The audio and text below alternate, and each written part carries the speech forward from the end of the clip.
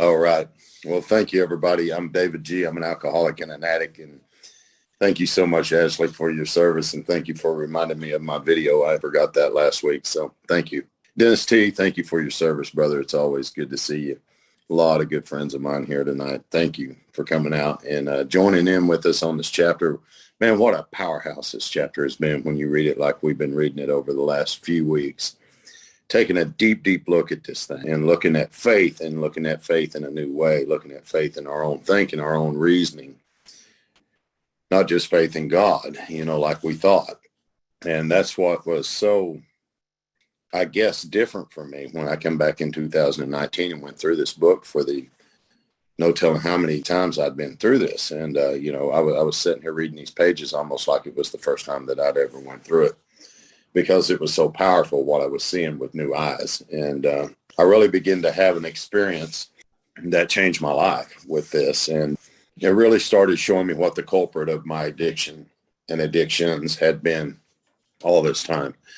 I always thought it was booze and lust and drugs and, codependency or food or whatever it may be. And there is no doubt that is the flea. But the bug is something much different. And we see that we have put our faith into that bug, which is self. And therefore, I've acted everything that has laid out for me to do. I entirely depend, as it says at the bottom of page 54, I'm entirely dependable upon it. And I don't even really know that this is happening. And so this is eye-opening for me. I mean, eye-opening. Now, I have an idea about God. I think we all do. I think that we learn that from the time that we're little. So there again, and I've said this in the past weeks, I don't think we're here to try to change who God is. I don't think that's possible. But once I can change my conception of who God is, then I really begin to have an experience. And that's what was different. So we looked at it last week, that reasoning with a capital R, reason with a capital R. We looked at how we had worshiped people, sentiment, things, money, ourself, the sunset, the sea, a flower. It asks us how much did these feelings, these loves, these worships have to do with pure reason, little or nothing we saw, and then it went on to tell us that these feelings, after all, determine the course of our existence. And when I look at how my life has played out, even inside of the rooms, I have to begin to wonder if something much greater has not been directing my thinking all along, because I'm sober from alcohol and drugs, but I'm not having a new experience. And in fact, I'm getting drugged backwards in other areas. Lust and sex addiction was a big one for me, and many others that are on this call. And so we want to take a close look at why that is, and we're beginning to see that now. And we're going to pick up on page 55 tonight, and we're going to start with the second paragraph that says, actually, we were fooling ourselves. And I will guarantee you, every one of us has fooled ourselves about this, not knowing any better. Deep down in every man, woman, and child is the fundamental, and this is the key words, idea of God. It's a fundamental. Charlie used to say all the time, if you're not having fun in recovery, you're going to go damn mental. So that's what fundamental meant to him. But it's an idea of God that we have from the time that, as a child, it says it may be obscured, or in other words, blocked by calamity. I want to look at that as a question. Is that the truth for me? By pomp. I want to look at that as a question. By worship of other things. Without knowing it, I had worshiped money. I'd worshiped sex. I'd worshiped all this stuff. Now, if you asked me that, no, I would have told you absolutely not. But if you looked at my actions and my behavior, I guarantee you would have seen something different. So the book says in some form or another, it's already there. For faith in a power greater than self, a miraculous demonstration of that power in human lives are as facts as old as man himself. We finally saw, and this is where I was in 2019, I finally saw that faith in some kind of a God is a part of my makeup, just as much as I have the feeling for a friend. But there's another part of me that is a part of my makeup as well. And this is the part that seems to override everything else. And this is the part that seems to get me into trouble. And this is the part that I'm going to have to face and be rid of through this process. But I learned about it right here. It says, just as much as we have the feeling for a friend. There was an old timer in our group early on when I was in Alcoholics Anonymous, and he had about 20 or 25 years, and he was an old war vet and just one of those guys. He had those cool punchline, just those one hitters, and I just loved him. He was a real alcoholic, no doubt. And I can remember, I didn't really buddy up with too many people, but I remember buddying up with that old man. And I'd take him to the horse races, and he just loved all that stuff, and we would have a great time. Well, he got sick and ended up in the VA hospital and was dying, and called me. They said, hey, you better come to see him because he's not going to be around much longer. And I can remember going up there that day, and there was just a feeling that poured out of me. It was a sadness. It was a joy. For the first time, I really felt that kind of compassion for another human being. And I never really understood that feeling. I didn't know that feeling very well throughout my life until I was reading the book with one of my guys one day, and we ran up on what I just read. Faith in some kind of a God was part of our makeup just as much as we have the feeling for a friend. So what was coming out of me that day to my friend, that was the love of God. And I didn't know that. I just didn't realize that. It says, sometimes we had to search fearlessly. There's that fourth step. We're most definitely going to have to search fearlessly and take a look at some things within inside of ourselves to be rid of before this power can flow into us the way that it will and has. So we had to search fearlessly, step 4. But he was there. As soon as step 4, as soon as I cross that line. That's a big hurdle to jump the way we do it here. You can ask a few of the people on here that I've sponsored. That's a big hurdle to jump with that 4th step. But I promise you, just like it says here, he is there. He was there. He was as much a fact as we were. We found the great reality, capital G, capital R. For me, that's God. That's this ultimate reality deep down within us. Now, when I first read this years ago, that gave me a very strange feeling on the inside because I had always been taught that God was far away. He was like an elderly gentleman that lived in the sky, and he had a notebook and a ruler, and he was keeping score, and he was doing all this stuff. And that's kind of what my vision of God was. The only place that I never looked in my entire life was within myself. I looked all over for God in places that they would tell me, go here, go up on this mountain, do this, do that. And I would do all those things. And the dirtiest place I thought he could ever be is where I found him, and that was within myself. And I'm going to have to go fearlessly, and I'm going to have to search, and I'm going to have to get inside there, and I'm going to have to take a look at some things. So it says in the last analysis, after I've analyzed everything else, there he is. It is only there that he may be found, deep within me. It was so with us. And so I really don't have to analyze that anymore. Today, I know that to be the fact. I just do. Our book says we can only clear the background a bit. If our testimony helps sweep away prejudice, that's them old ideas we've been reading about for weeks here, enables you to think honestly. That's something that I will have to be enabled to do by a power greater than myself. I just don't do that. That just don't happen for me. Encourages you to search diligently within yourself. There's that 4th step again. We're going to want to pay close attention to that. Then, if you wish, you can join us on the broad highway. With this attitude, you cannot fail. Probably one of the greatest promises in all of the AA Big Book for me right here. The consciousness of your belief is sure to come to you. Emmett Fox says it in this way. Be careful the God you pick, because that's the one you get. If you pick a mean one, you get a mean one. You pick a loving one, you get a loving one. The consciousness of your belief is going to come to you. And that has been the truth for over and over and over and over. And so that's powerful. That's just powerful. The consciousness of my belief. And it has. And today I live by that. I don't fear God the way that a lot of people fear God anymore. I have fear as far as respect. I have fear as far as awe. I don't have fear as far as trembling and being scared and afraid to approach God. I just don't. That idea is gone. So in this book, you will read the experience of a man who thought, keyword, thought he was an atheist. Now, if it's in this book and I will read it somewhere, where could that be? I never really paid attention to that much until I was reading this book real carefully one day. And it says in this book, you'll read the experience of a man who thought he was an atheist. Well, where in this book? Well, in the third edition of the book, Alcoholics Anonymous, this story is found on page 497.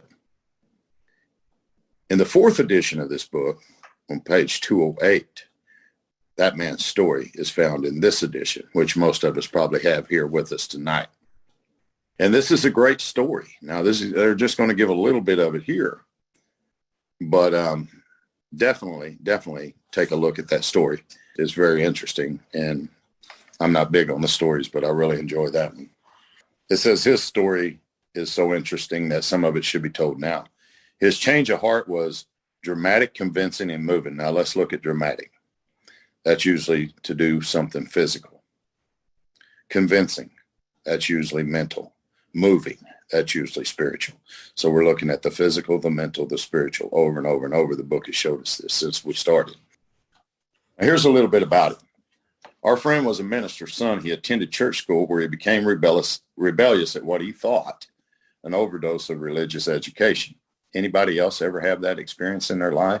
Anybody ever go to church, be made to go to church? I can remember a little bitty being made to go to church and told how I would pray and told how I would, and I just rebelled at that. I just hated it. And I can remember when I was big enough to get away from that, I did and never went back for many years. The book says for years thereafter, he was dogged by trouble and frustration. How about us? Anybody else? What about business failure? Insanity? Fatal illness? What about suicide attempts? Any of us ever done any of those things there? These calamities in his immediate family embittered and depressed him. Really, when I read this book, that story is talking about that man, but it's most definitely talking about me. Post-war disillusionment, ever more serious alcoholism. These are all questions for me. Impending mental and physical collapse, question. Brought him to the point of self-destruction. One night when confined in a hospital, he was approached by an alcoholic who had known a spiritual experience, not just sober in the rooms of Alcoholics Anonymous. This man knew an experience that freed him, that walked him a free man. We've said this from the beginning. If you want to know how to stop drinking, acting out, just quit. If that's the problem, just stop, and there shouldn't be any more problem.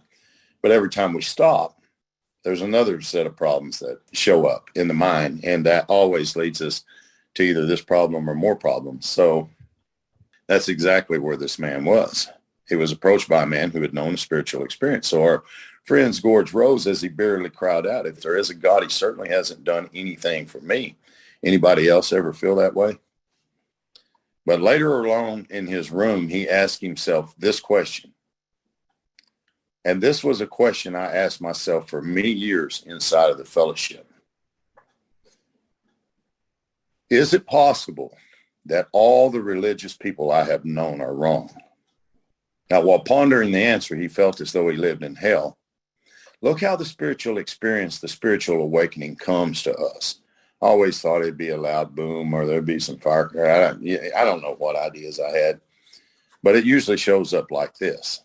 Then like a thunderbolt, keywords here, great thought came. It crowded out all else.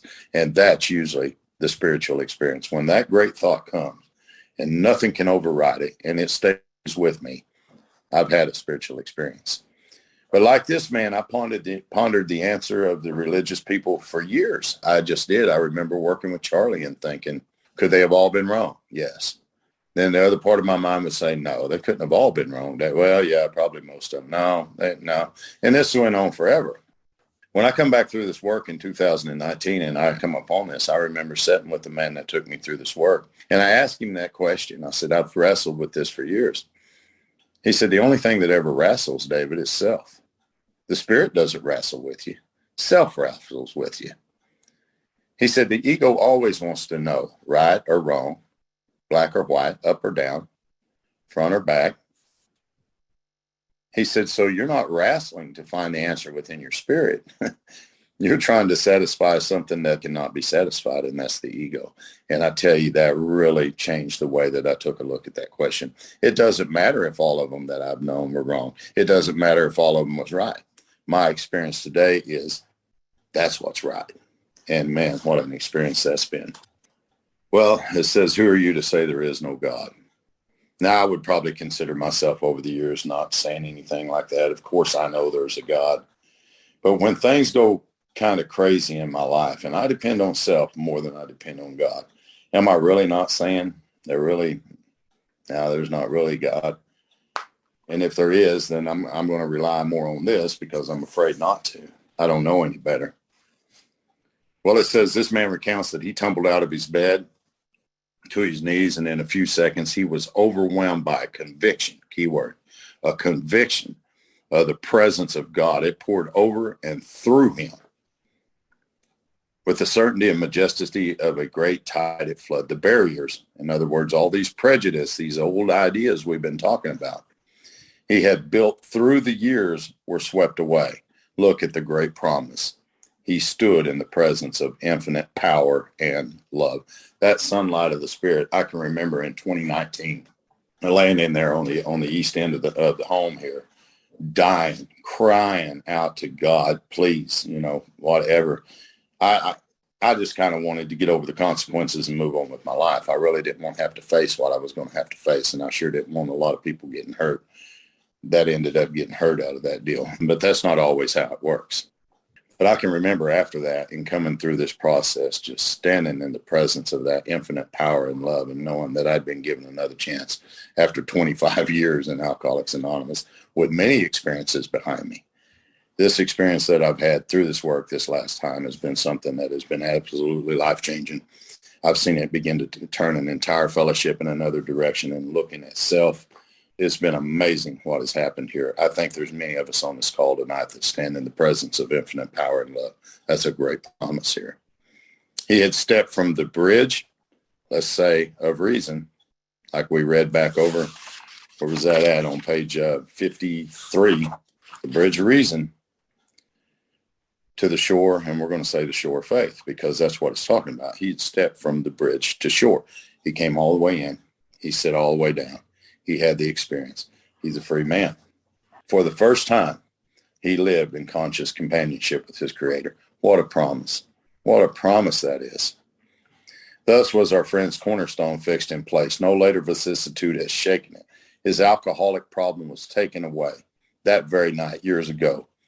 It disappeared, save for a few brief moments of temptation. The thought, keyword, the thought of drink, the thought for me of lust, acting out, all that crap, going back to that way of life, that's never returned. Never. At such times, a great revulsion has risen up. Look at these two words. In him. That's where it takes place. I kept looking for it on the outside of me. No. This great revulsion is going to rise up inside of me, and that's exactly what happened. Seemingly, he could not drink even if he would. He has no choice. He can't drink. We can't go back to that. There's no way. I mean, we can, and we can get beat up and we can hurt some. But I promise you, after having this experience, the way this book's talking about, we'll never go back to that. We just don't. We recover. And so God had restored his sanity. And really, that's what we're looking for here. We're looking to connect to the power. The insane beliefs and ideas that's held us in bondage from self for so long have finally been swept away. We stand in infinite sunlight and presence. We've been restored to sanity. If I'm powerless, power must be my answer. If insanity is ruling my life, sanity must be my answer. The answer is step 2. Now, the other 10 steps keep me in that answer. If I'm not in that answer, I'm moving back toward the problem, which is old ideas and beliefs. And there's an addiction waiting for me there, and it will come to see me. That has been my experience. The book says, what is this but a miracle of healing? Yet its elements are simple. Circumstances made him willing. Step 1. To believe. Step 2. He humbly offered himself to his maker. Step 3. Then he knew. I don't know what this man knew, but I know what I know, and I know what my men and the people that I've taken through this process is going to know at this point. We're getting ready to come to inventory pretty quick. And so steps 1, 2, 3 right there in them couple of sentences, and get ready, because we're going to write inventory. No way around it. Even so, God has restored us all to our right minds. Look at that. All of us. Wow. How is that possible? If I do what this book suggests, it promises me right there, he will restore us all, not just me, not just you, all of us. To this man, the revelation was sudden. Some of us grow into it more slowly. The revelation that's sudden, that's the spiritual experience. Those of us that grow into it more slowly, that's the spiritual awakening. But he has come to all who is, and here's the condition, honestly sought him. That is the present. So it says, when we drew near to him, he disclosed himself to us. I hear that all the time. Well, I found God in AA. I found God in church. I found God over here. You know, you'll find God if you'll just do this, and you'll just do, not according to that sentence right there. If I will draw near to him through this process, if I will surrender and abandon myself, realize that my old ideas is what has defeated me. Make a decision to turn to God as I understood him, not as I understand him. We'll come up on that pretty quick too. Then I don't have to go look for God. According to that, he will disclose himself to me. I don't have to go look for him. And that's exactly what happened. I was begging for God. I was ready for God. Don't get me wrong. I was in a lot of pain and I was hurting. But I don't care where I looked. I couldn't have found him because I'd been looking for a long time. It's whenever I quit looking and I drew near to him that he disclosed himself to me. So 3 things that I look at the end of this chapter with the people that I work with. 1 is to review the chapter pretty closely. 2 is to get quiet within ourselves. Just be silent. And then 3, ask this prayer. God, am I ready to step from the bridge of reason to the shore of faith? I need to be sure of that before I move into this next chapter. Because if I'm still holding on to an old idea, it's probably going to come to meet me. And it's probably going to beat me up and through here somewhere. So beautiful, beautiful chapter. The entire chapter is laid out for step 2. This is more than a belief in God. This is about being taken to a place in a position of neutrality to where we can be safe and protected, not from lust, not from drugs, not from alcohol, but from the beliefs that drive us to lust and drugs and alcohol. And when I'm taken there, that's far beyond a belief, far, because a belief without any action is just a belief. Now we're going to take action, starting in this chapter right here. And without this, we can have all the faith we want. But without any action, just like Columbus, he stood on the seashore day after day after day, and he believed that the world was round, not flat. But until he took action based on that belief, he made a decision and took action based on that decision. That was just a belief. He just stood there day after day. That's the same way with us in this program. We can believe all we want to believe, how mighty and wonderful and powerful God is. And that's a great belief. Don't get me wrong. But if I don't take action and I don't make a decision, that's just a belief. So we're going to kick it off with how it works. And this chapter will be dealing with steps 3 and 4. We've looked at 1 and 2 now. We've seen the insanity. We've seen the beliefs. We've seen how these things dominate and control us. Now we're going to take a look at making a decision. And we're going to start in chapter 5, how it works, on page 58. If you have a different book other than the 4th edition, I would just encourage you to move to the front of the book and work your way over until you find where it says how it works. Now, you hear all kinds of stuff in Alcoholics Anonymous and different fellowships. How, H-O-W, honesty, open-minded, and willingness. That's what it means. Or I don't read that anywhere here at all. I don't read none of that anywhere in this book. It talks about it in the back of the spiritual experience, but they don't talk about it here. So for me, that's not what that's talking about. These first few sentences are going to show us 2 kinds of people that are going to die inside the fellowship after they get sober. And that's scary. All the work that I've done up to this point, there's still a possibility that I'm not going to make it if I don't finish and follow through. And he says, rarely have we seen a person fail who has, keyword right here, thoroughly followed our path. Now you hear all kinds of stuff in AA. Oh, Bill, if he could rewrite the big book, one of the things he'd never put in there was rarely, and I ain't read that anywhere. I read a lot of the history of Alcoholics Anonymous, and I haven't read that anywhere. It says, rarely have we seen a person fail who's thoroughly followed our path. Those who do not recover. And if we do not recover here, there's only one other option. We die. And that's just how it is. And people don't like to hear that sometimes. That's a promise. That is a promise in the big book. If I don't recover here, there's only one other option for me. And there's two classes of people that we're looking at. First class, those that cannot. I cannot make a meeting every night. I cannot talk to my sponsor every single day. I can't read that book with you every day. I cannot do this. I will not do that. I can't do that. I won't, I will not, write inventory. I will not this. I will not that. Well, the first class of people are those that cannot, and the second class is those that will not. And those are the two people that are not going to make it inside of the rooms. And I don't care how wonderful their belief and faith and all that stuff in God is. It's been my experience in almost 30 years of coming around this thing and doing this. Those people don't make it. They might stay sober at best, but they never recover from a hopeless state of mind. And for me, if I can't do that, there's no point in me being here. Two kinds of people, those that cannot or those that will not completely. And here's the key to it. Give themselves to this simple program. You'll hear it in the rooms all the time. My program, the program, a program. No, the book says this program. The program that's outlined in this book, period. I see a lot of people that get tangled up in other ways, and they work at the program pretty hard.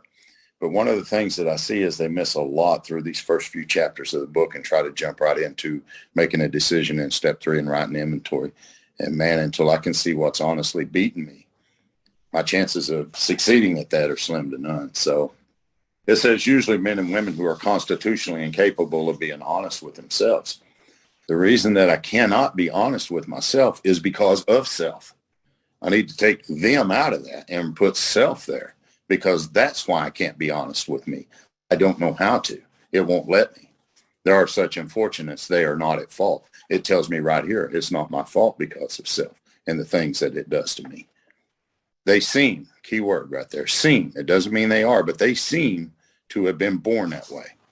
They are naturally incapable of grasping and developing a manner of living which demands rigorous honesty. Their chances are less than average. So all the work that I've done up to this point, from the preface with a sponsor, reading all the way through the first 3 chapters of the book, looking in depth at step 1, coming through chapter 4, looking at 2, getting great hope, is telling me right here that unless I can develop a manner of living which demands rigorous honesty within me, then my chances of succeeding here are less than average. That's pretty scary. There are those too who suffer from grave emotional and mental disorders, but many of them do recover. And there is a condition if they have the capacity to be honest, not with everybody else, within themselves. So our stories, and we're talking about the first 100 that wrote the book, the stories. Our stories disclosed in a general way what we used to be like, what happened, and what we are like now. You will hear people come to the podium most places that they speak, and that's what they'll tell you. I'm here to tell you what I used to be like, what happened, and what it's like now. Well, I look at that somewhat different after being here for a long time. I'm pretty sure if you're like me, you know what it was like. I'm quite sure of that. There's no need for me to stand there for 30 or 45 minutes and tell you what I was like and tell you what happened to me and what it's like now in the next 10 or 15 minutes. I want to get out of that story pretty quick because the ego loves a story. And once I start getting into a story, my mind wants to either add to or take away from. So when I read that now, I look at it in this way. Our stories disclose in a general way what we used to be like. That's the day I showed up here. What was I like? I was broken. I was humbled. I was hurt. I don't need to tell you why. You know. What happened? I come in the rooms and got sober. I stayed in here for a little while. I ended up not doing what was thoroughly suggested, and I relapsed over and over and over and over and over, and I couldn't get out of that cycle. That's what happened. But moreover, what happened was once I hit that bottom, I had an awakening from self. That's what happened. What's it like now since that happened to me? That's what I'm going to want to talk about. And there again, this is the way that I look at it. Look at it any way you want. If your sponsor tells you something different, listen to your sponsor. He's the man you need to listen to, not me. But this is how I see it. Question here. If you have decided you want what we have, question, do you want that? When I work with men, that's one of the first questions. Do you want what we have? And are you willing to go to any length to get it? And we want to stop and define it for a little bit. It is not sobriety. If you want sobriety, just don't drink. You want sobriety from acting out, just don't act out. You're sober, right? It's got to be more than that. It has to be. We're talking about the spiritual awakening that we looked at through chapter 4, getting rid of old ideas, coming to terms with self, and beginning to look at it. Are you willing to go to any lengths to get it, the spiritual awakening from self? If you are, the book says, then you are ready to take certain steps. Then you're ready at that point. Not just come in here, okay, let's start working the steps together and jump right in the middle of them and take off, you know. And I used to do that with people. I did, and with not very much success. Today, we have a much different approach that works very, very well for a lot of people. At some of these, we balked. At some of these steps, we thought, keyword, we thought we could find an easier, softer way. Promise right here. We could not. With all the earnestness at our command, we beg of you to be fearless and thorough from the very start. That's the day you walk in the door. The day you walk in the door. I want to introduce you to steps 10 and 11 as they're outlined in the big book of Alcoholics Anonymous. I want to give you a day or two with that. I want to take you to the front of the book, and I want to start reading with you, not have you go read something and come back and tell me how it went and all this. No, I want to read with you through the process of the book. I want to share my experience, strength, and hope, and I want to hear yours. And I want to break down self and take a square look at it. We beg of you to be fearless and thorough from the very start. In other words, be ready. Be ready. Some of us tried, keyword, tried to hold on to our, and here it is, old ideas. Without even knowing it, we still try to hold on to those things inside of the rooms. How has that worked out for us? Ask ourselves that question. The result was nil until we let go absolutely, and that's nothing, zero, zilch. Remember, and I want to remember this.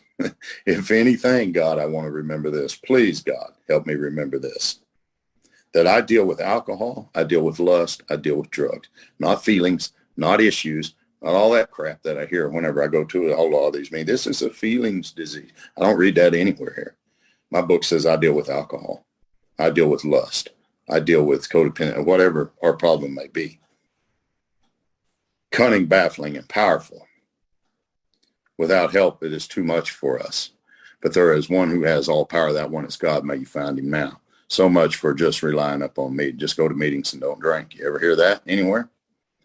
Not according to that sentence. There's one who has all power, and it's not the fellowship of Alcoholics Anonymous or Sexaholics Anonymous or overeaters or whatever it may be. That one is God. May you find him now. And I guarantee you, once you take a good look at self, that one, we better hope he's there pretty quick. And thank God that he is and was. So half measures availed us nothing.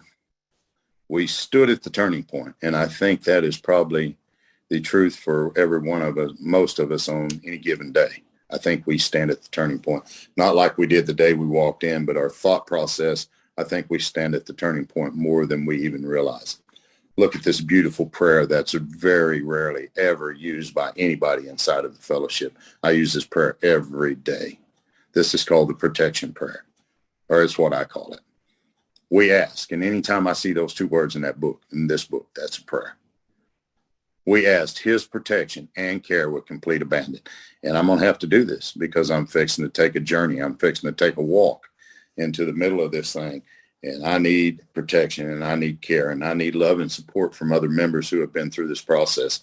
And I need to stay away from people that are still suffering from old ideas. I love them, and I wish them well on their journey, but I don't need them. I need people who has this experience because this is what I'm after. Here are the steps we took. That's the first 100 people that wrote the book. That's what that sentence is. Here are the steps that we took. which are suggested as a program of recovery. You'll hear that all the time in different meetings. The program, the steps are a part of the program. We'll get you to this part and this part, not according to that. According to that, the steps are the program. Here are the steps we took, which are suggested as a program of recovery. So there's a big difference between sobriety and recovery. And this very first step shows us that. We admitted that we were powerless over alcohol. Now remember, we looked at being powerless for two reasons, not one. Once we put it in our body, we can't stop because of the physical allergy.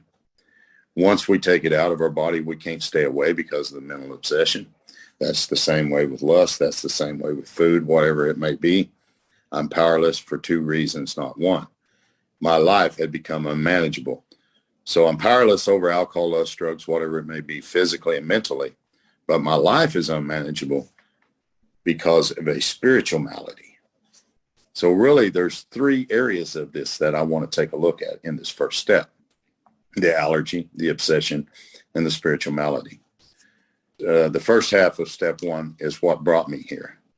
The last half of it is what keeps me here. My life will become unmanageable again and again and again, and I will sicken and die.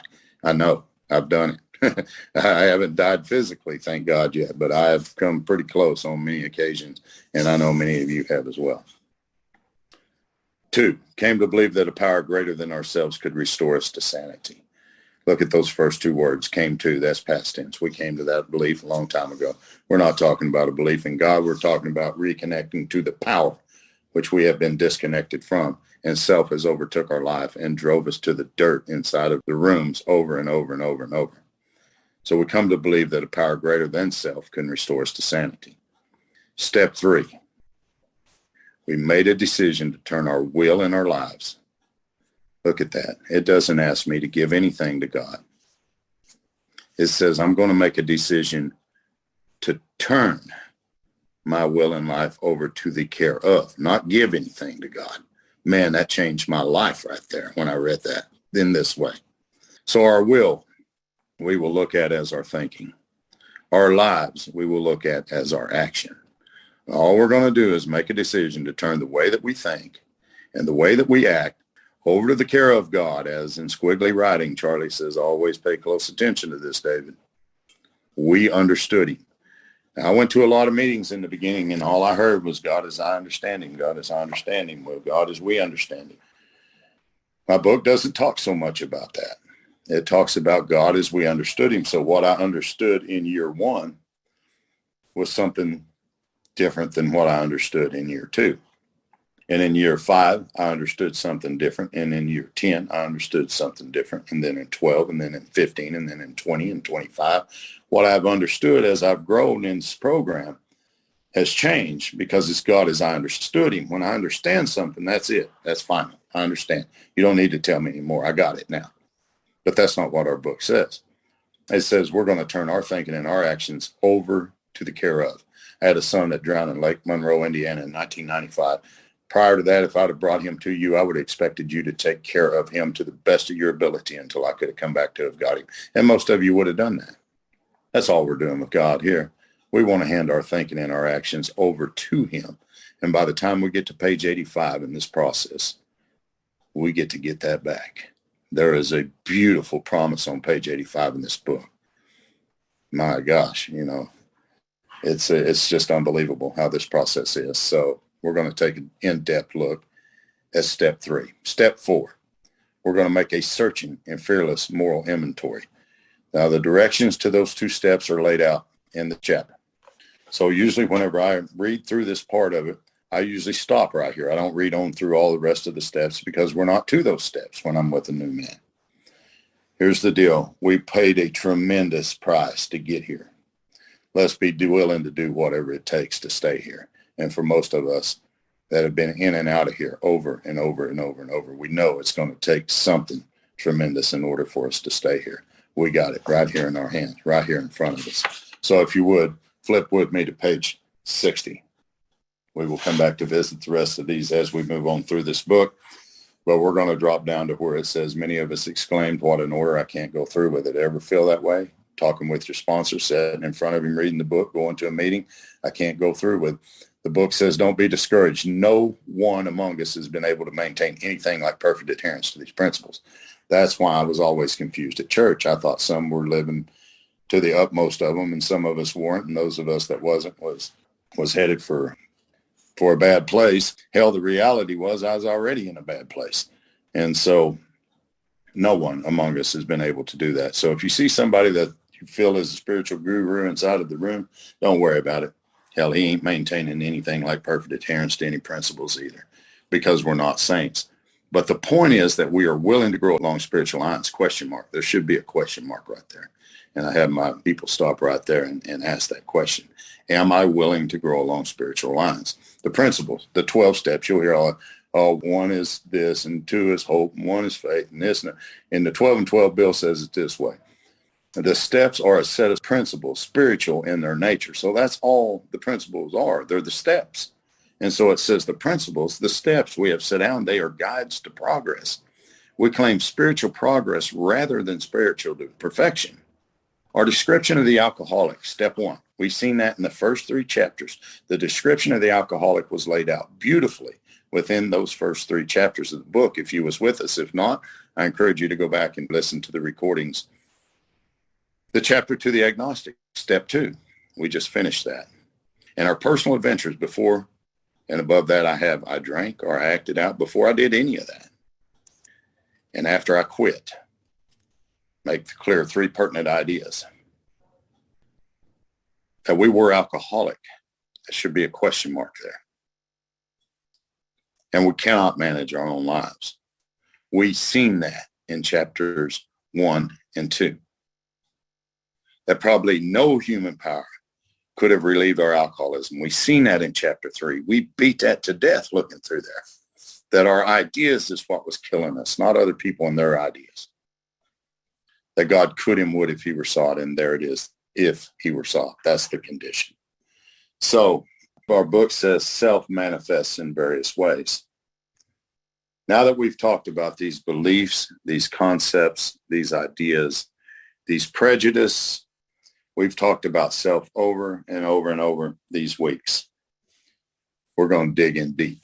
We're going to look him square in the eye for the first time. And really, we're going to begin to see it through these pages right here. Being convinced. Being convinced of what? Being convinced of these first 60 pages that I've just read. Am I convinced of step 1 and 2? Beyond a shadow of a doubt. Am I convinced? If I am, the book says we were at step 3, which is that we decided, that's our decision, to turn our will, remember that's our thinking, and our life, remember that's our action, over to God as we understood him. It doesn't say anything about giving anything to God. We're going to turn our thinking and our actions over, because I don't know about you, but up to that point, mine hadn't been working out very well under the direction of self. What do we mean by this? And what do we do? Well, the first requirement is that we be convinced. I must be convinced of this beyond a shadow of a doubt, that any life run on self-will, small s, can hardly be a success. If you have ever written an inventory in this program, or if you haven't, and you do, when you write your first column, just a list of names and people, principles and institutions, you take a look at that list and you come back and look at this sentence that we just read.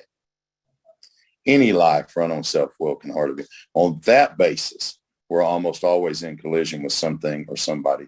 This most definitely relates to our first column in inventory, because we're going to see how we've been in collision with something or somebody mostly our entire life. It's pretty crazy. Even when my motives were good. Wow. Most people try to live by self-propulsion. Look at that small s. He keeps throwing that at us over and over and over. So, well, we better stop right there. We'll just stop right there. We'll come back to this next week, and really hope that you get a chance to come back out and visit with us on this, because this is the meat and the potatoes of the book right here. I tell you, this is where life begins to change for a whole lot of us coming through this process. We really begin to see the culprit of what is wrong with us for the first time in our life, when a plan of action to face and be rid of that, which is killing us. So I'm really glad to be here tonight. I've kind of had a little bit of a cold this past week, so I apologize for my voice being all hoarse, scratchy, but it's been good to study the book tonight in this way for sure. So thanks, everybody. This concludes David's share on tonight's chapter, but we encourage you to keep listening as he answers questions from the audience and shares additional experience, strength, and hope. Well, David, I have a question. Back on 55, you had mentioned that there were 3 things that you recommended for people to do. I think the first was review the chapter, 2 was to get silent, and if you don't mind just repeating the prayer that you have for the third part. Absolutely. Number 3, then ask God, am I ready to step from the bridge of reason to the shore of faith? Awesome, thank you. And did I get the first 2 parts correct? Yes, ma'am. Review the chapter, get quiet within. Yes. Perfect. That's what they had when I came through this work, based off of what we had that looked at on page 53 of the book last week. Hi, David G. I appreciate you doing this. I got a question on page 59 where you read half measures availed us nothing. We stood at the turning point. You said that this occurs more than we know. Can you expound on that a little bit? Thanks. Yeah, absolutely. Glad you're here, brother. I find that in my thinking, in my thought process, I stand at the turning point more often than not. And that has to do with everyday life that goes on as I do it with, my 10 steps and the program and stuff like that. There are certain times that I come up on thoughts that I'm not quite sure which way to turn.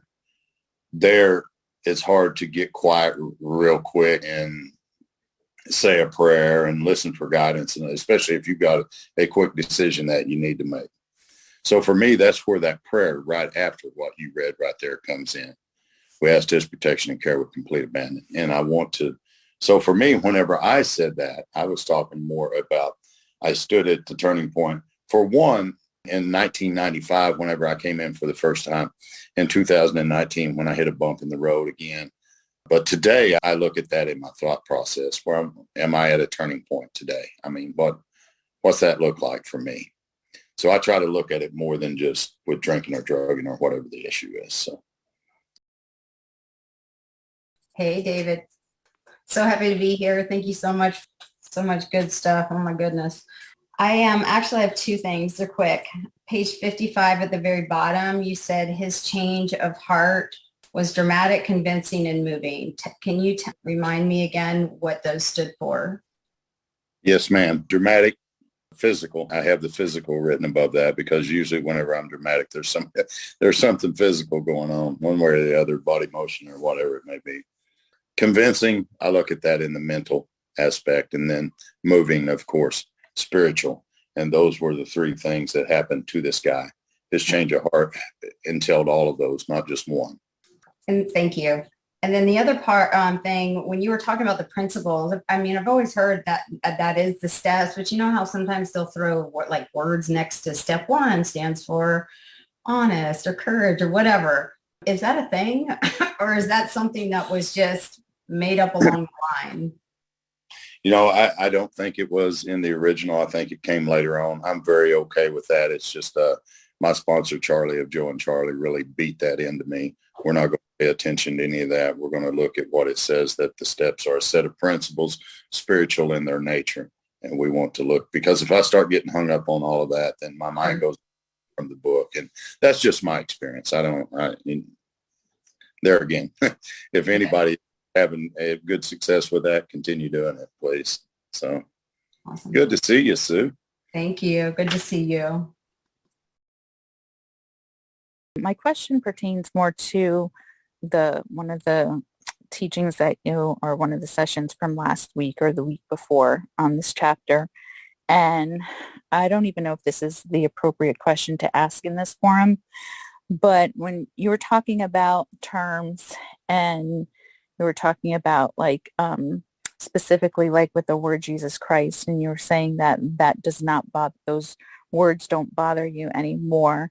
And I was just wondering if you could help me to kind of like reconcile the fact that so I'm a Christian and I don't have a problem with the term Jesus Christ either, but there's other things that I struggled with in the Bible, but also in the big book. And I guess my question is, how do I reconcile with step 2 when it says that that it's all inclusive and that there's many ways to God, and that we can make a God of our own understanding. But in my faith tradition, in the Bible specifically, it says there's only one God and there's only one way to the Father. That's a very good question, and that is something that I had a question about, and I hear that question more often than not. So you're not alone, sister, for sure.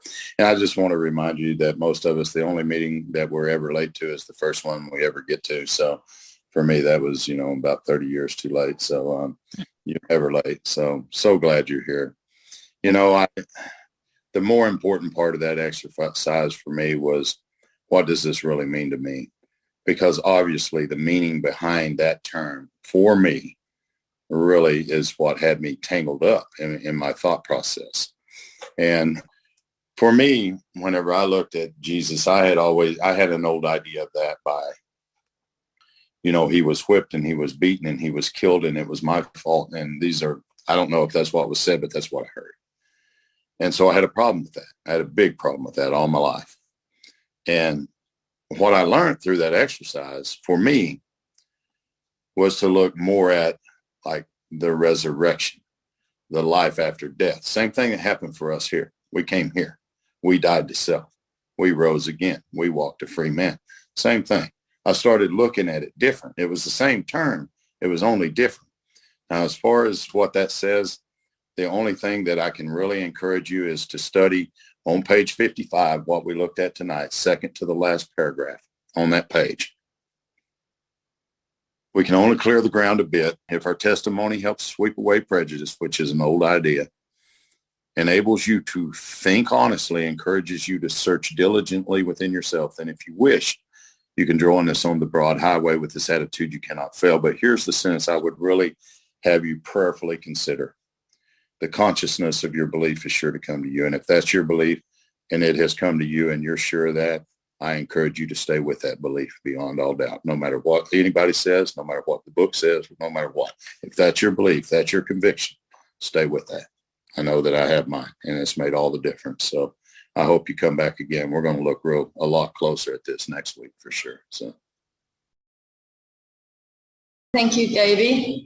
My question is, you said it says there we turn our will and our life over to God. It doesn't say we give. What is the difference? To me, it's the same thing.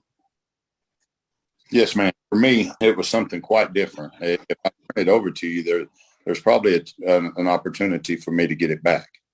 If I give it to you, there's a chance I may never get it back. So for me, I go by what it says off of page 85 of our book, and it might take us just another quick second, but let's take a look at that over there on page 85. And it says this, second to the last paragraph on the page. These are the thoughts which must go with us constantly. We exercise our willpower along this line all we wish. It is the proper use of the will.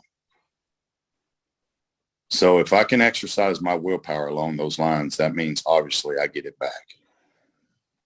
So for me to turn it over to the care of God, that means at some point when my thoughts are aligned, my will is aligned with his, I get it back.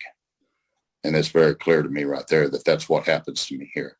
Because when I'm thinking along those lines, then I'm walking hand in hand with the spirit of the universe. If I'd given that away, and that's just me. But that's how I read the book, and it makes a lot of sense. So thank you. Yeah, thank you.